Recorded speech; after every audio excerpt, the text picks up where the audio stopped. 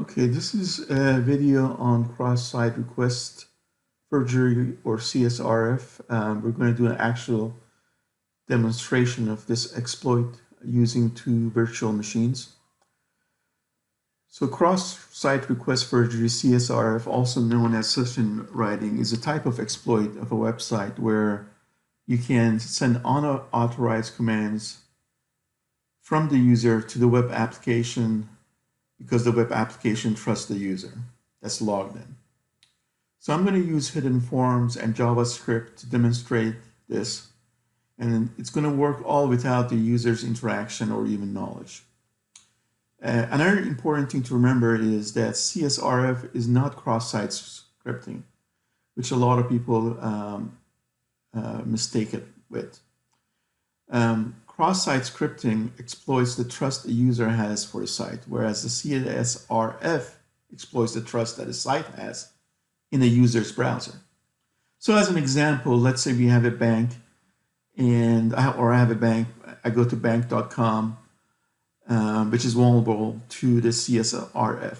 I log into bank.com, and a hacker sends me an HTML email.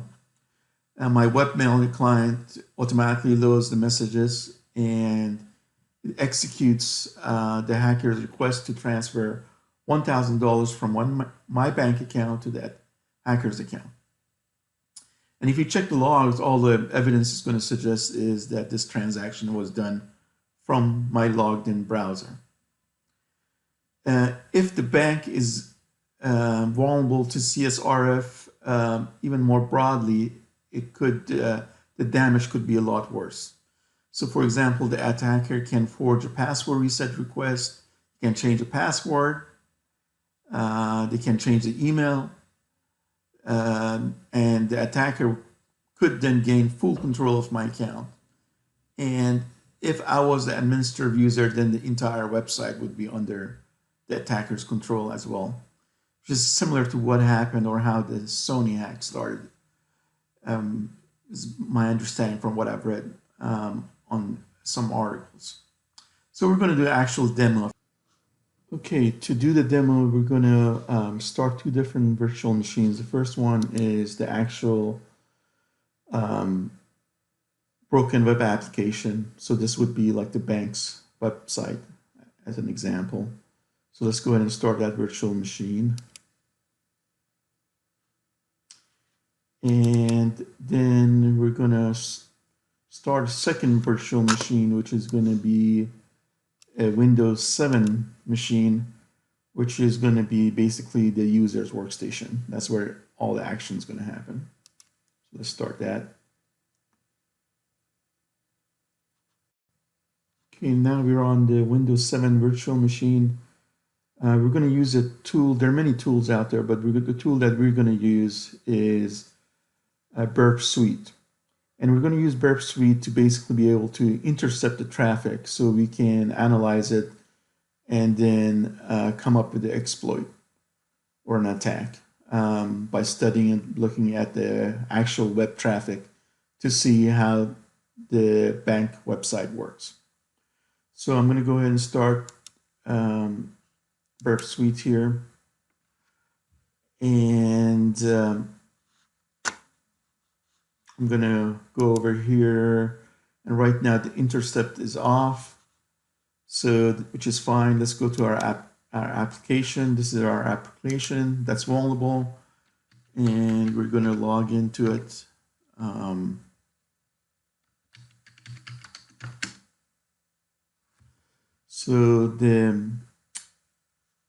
And come over here to this page here that basically is used for changing passwords, and this page is vulnerable to CSRF. So now let's see how we can exploit it. The first thing we're going to do is go back to Burp Suite. We're going to turn on the intercept so we can capture the web traffic and see how it works. So here I'm going to change the password to test and test. And I'm going to click on change, and looking at Burp Suite now we can see several things. The first thing is we can see the cookie, and with the cookie we see the session ID. The session ID is basically what the bank, that's how bank knows once we're logged into the bank.com, it knows who we are. So it's going to use that session ID as an identifier to send stuff back and forth, because otherwise it doesn't know which user to send what to. And here's a part of the problem, because this session ID is not going to change. The other thing we notice here is that the website uses get versus a post, which is also not very good, and to send data back and forth, or to send data. So we see three fields here. We see password.new _ new. We see password _ conf, and we see the change. These are the three fields that we're going to create our form with. So let's go ahead and do that. Let's open up a notepad, and in here we'll write a little bit of HTML code. So HTML body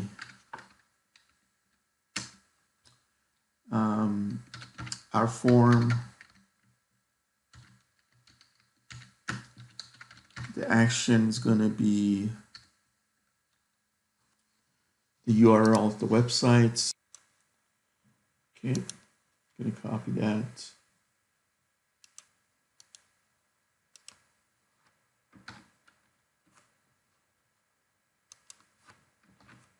All right.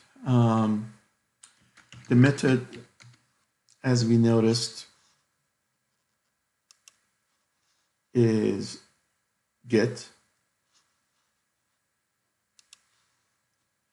So we're going to specify that. Now we're going to put our three fields. So the first input is going to be password _ new, and we're going to set the type to hidden so no one can see it.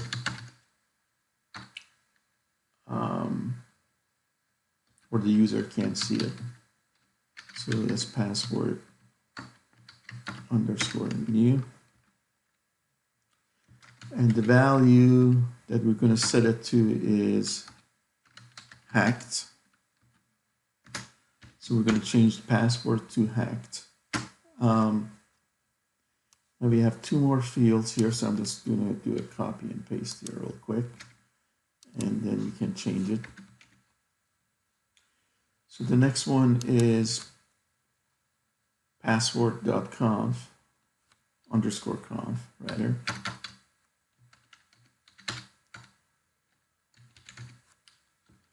The next one after that is it's actually the change field. So that's change, and the value will be changed. And the last thing we're going to do here is let's put a submit button so we actually can see something. And this won't be hidden. This will be just the submit button. And once we click on that submit button, it should then change the password to hacked if it works. So we shall see. All right.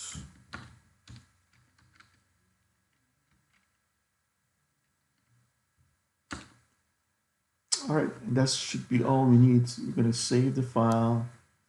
And we're going to name it csrf.html.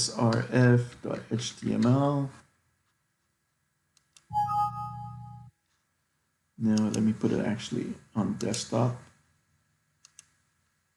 Okay. So let me double check everything. Everything looks okay. I don't think I have any typos in here. All right. So we're going to come back here. We're going to turn off the intercept.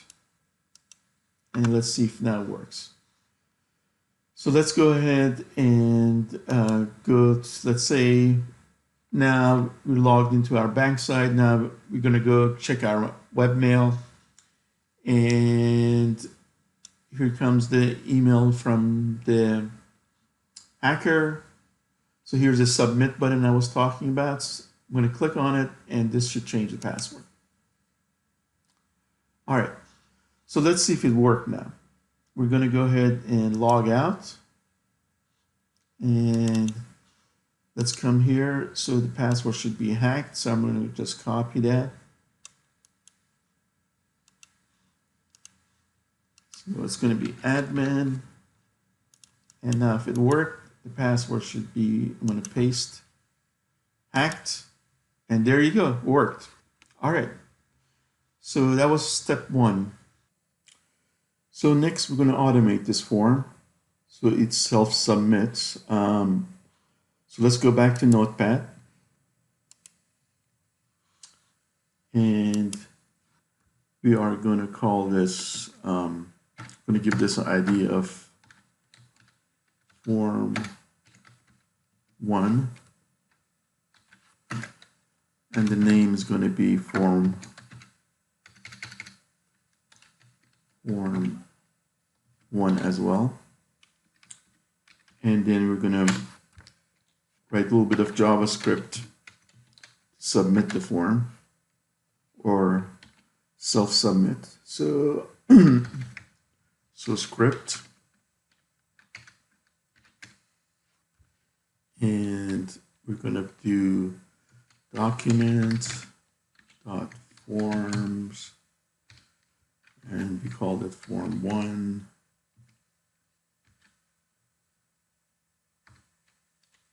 Submit.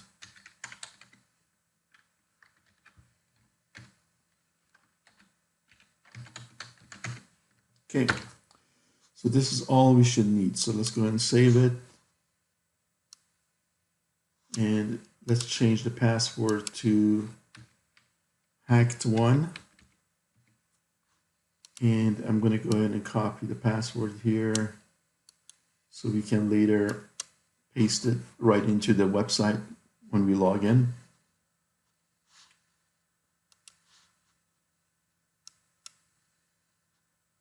Okay, so again, we're on our bank's website. Now we get email, so we're going to go check it out. Email comes.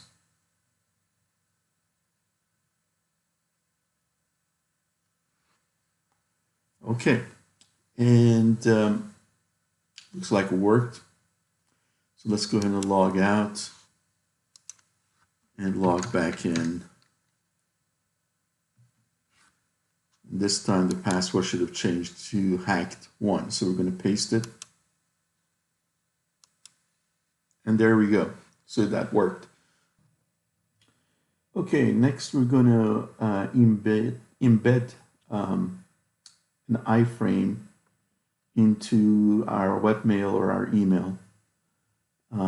So it's not seen by the user or anyone else. So basically, the iframe is an HTML document embedded inside another HTML document for example, on the website.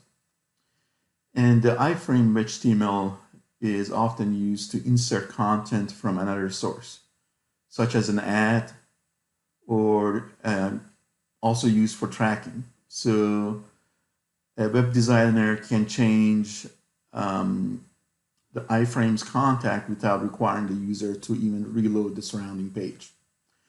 So as an example, actually, let me show you this. I'm going to go over here to ESPN.com, for example, and we can take a look and see how Google tracks the users and what they look at on ESPN.com. So then later they can provide advertisement on other sites that you go to.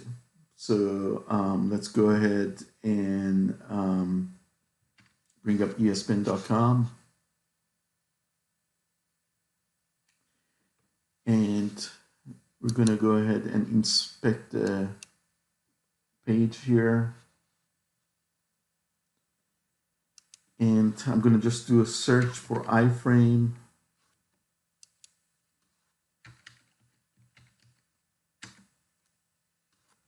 So let me just cycle through this and see if I can find. Okay, here's a good one. So when you look at this, you see the tagline iframe and you see Google Ads. So this is where Google Ads is tracking you. Third-party ad content. And if you noticed, they've made that 0 pixels, everything is 0. So 0 pixels means you can't see it. It's invisible to the person looking at the website. So if you typically think, like if you have a 4K TV or a 4K, it's like Samsung Android phone, a 4K on a 5-inch phone would have 440 pixels per inch. So basically, they're making the pixel, the height and the width of 0, and the frame border as well as 0. So there's no frame, because usually there's a frame around the iframe. So you can't see it at all. And that's how Google Ads is tracking you on ESPN.com. So when you go to Target.com, if you're looking at a lot of, I don't know, basketball footage, you may be getting all of a sudden ads for, hey, get a season ticket for Wizards, or a special deal on the Wizards, or whatever. So that's how, that's one of the examples of how iframe is used. Okay, so here's an example of a real-life event that took advantage of iframe. So back in 2008, hackers updated search results on the internet using iframe. And that led to a lot of the major news organizations getting infected. So basically, the attackers inserted iframe into saved search results of real websites that people would use on a daily basis. And so when a visitor would go visit that website, he would be redirected to the hacker site that had the iframe code. And then they would be vulnerable. And for example, you could download software, scripts, other things to infect the users or the visitor's machine. Okay, so next we're going to insert the iframe into a mock-up email or webmail. And I already created the mock-up webmail, so we're just going to insert the iframe and see if it works.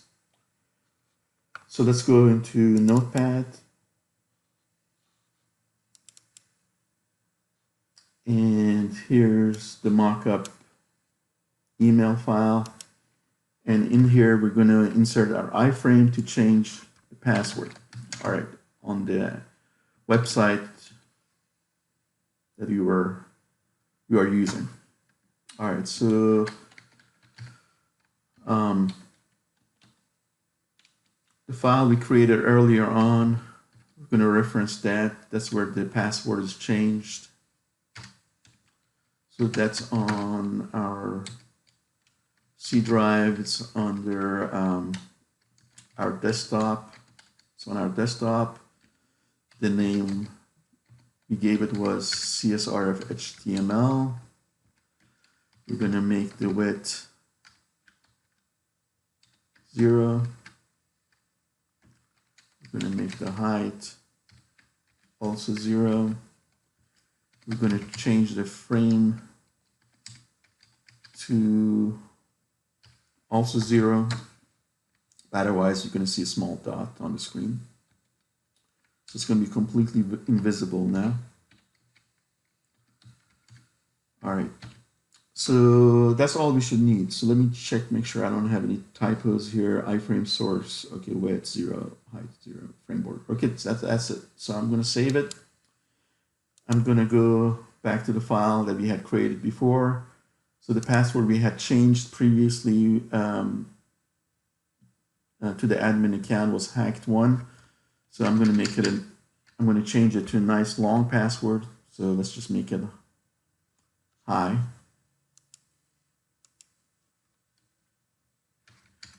Again, hi. I'm going to save it.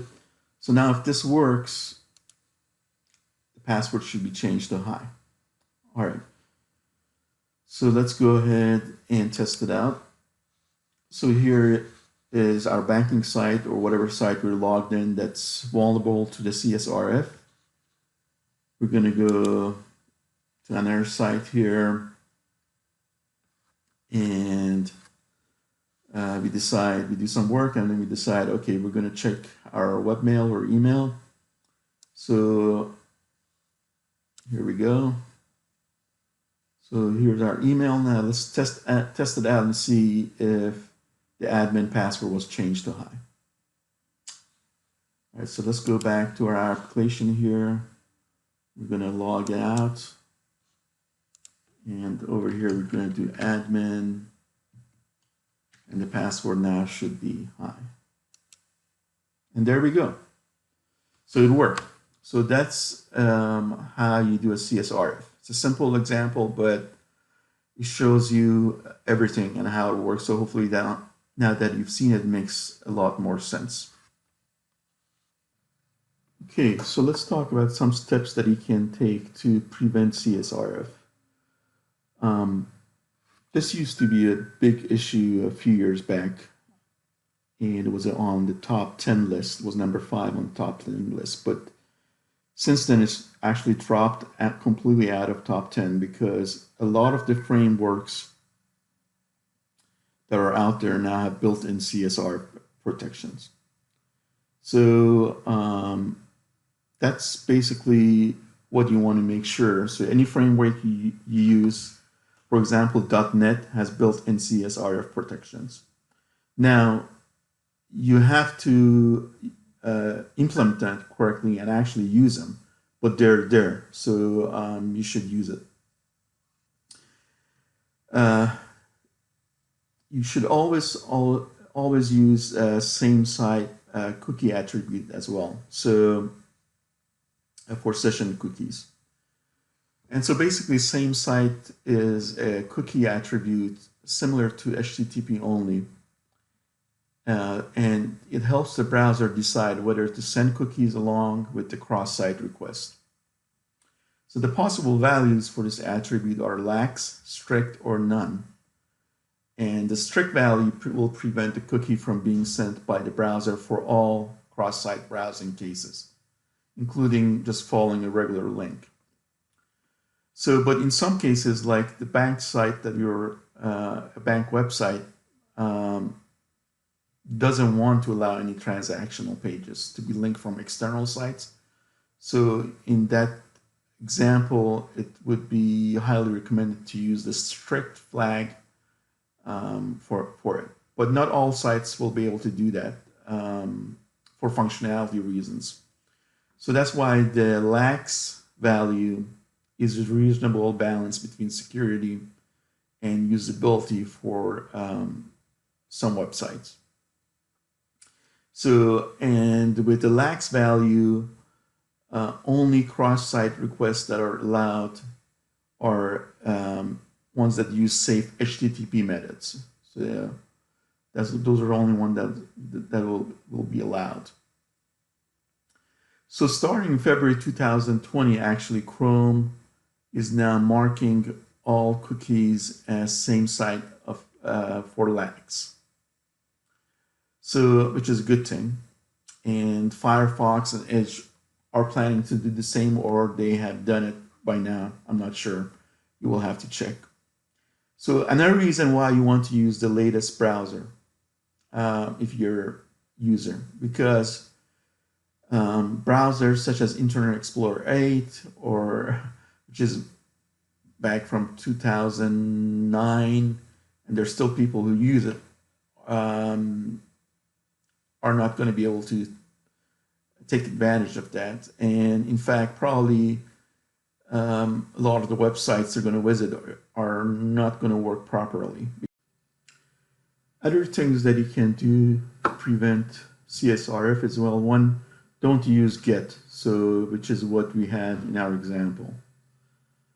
Other things to look at is defense in depth. So the more layers of security that you have, the better it is. No one layer will protect you completely, but if you have multiple layers, that will go a long way in securing your site. So one of the ways to do it is to use custom request headers. So sometimes, like adding an encrypted token or other defenses that involve changing the UI can be complex and a problem. So an alternate defense that works well for things like Ajax is the use of custom request headers.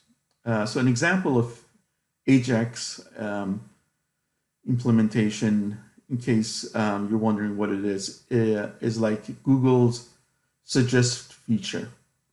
So when you start typing a search into Google's search bar, the Google website automatically begins offering options while you type. So that's basically Ajax in action. So Ajax is commonly used to update features like status, notification bars on online forums, and things like that.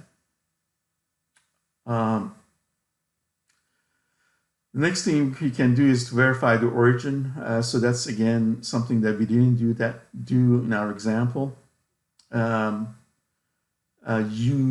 can use double submit cookies, not to be confused with double secret probation, which is so basically is a technique where we send a random value in both a cookie and as a request parameter, with the server verifying if the cookie value and request value match.